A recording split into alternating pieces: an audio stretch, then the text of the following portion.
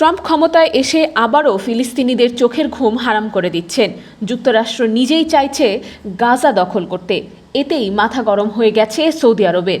রিয়াদ উড়িয়ে দিয়েছে ইসরায়েলের সাথে সম্পর্ক স্বাভাবিক করার প্রস্তাবও। মার্কিন প্রেসিডেন্ট ডোনাল্ড ট্রাম্প দাবি করেছেন, সৌদি আরব ইসরায়েলের সঙ্গে শান্তি চুক্তির জন্য ফিলিস্তিন রাষ্ট্রকে শর্ত হিসেবে রাখেনি।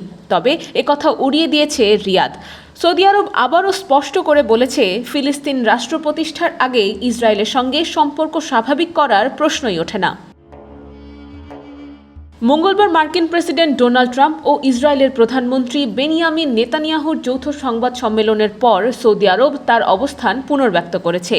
ট্রাম্প সংবাদ সম্মেলনে চাঞ্চল্যকর তথ্য দিয়ে বলেছেন, যুক্তরাষ্ট্র গাজা দখল করতে চায় এবং ফিলিস্তিনিদের প্রতিবেশী দেশগুলোতে সরিয়ে নিয়ে সেখানে পুনর্গঠন চালাবে। পরে তা বিশ্ববাসীর জন্য উন্মুক্ত করা হবে।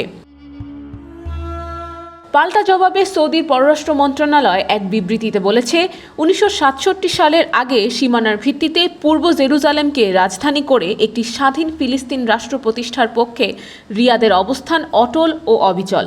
সৌদির ক্রাউন প্রিন্স মোহাম্মদ বিন সালমান পরিষ্কার করে বলেছেন, ফিলিস্তিন রাষ্ট্র প্রতিষ্ঠার আগে ইসরায়েলের সঙ্গে সম্পর্ক স্বাভাবিক না করার বার্তা আগের মার্কিন প্রশাসন সহ বর্তমান প্রশাসনকেও জানানো হয়েছে।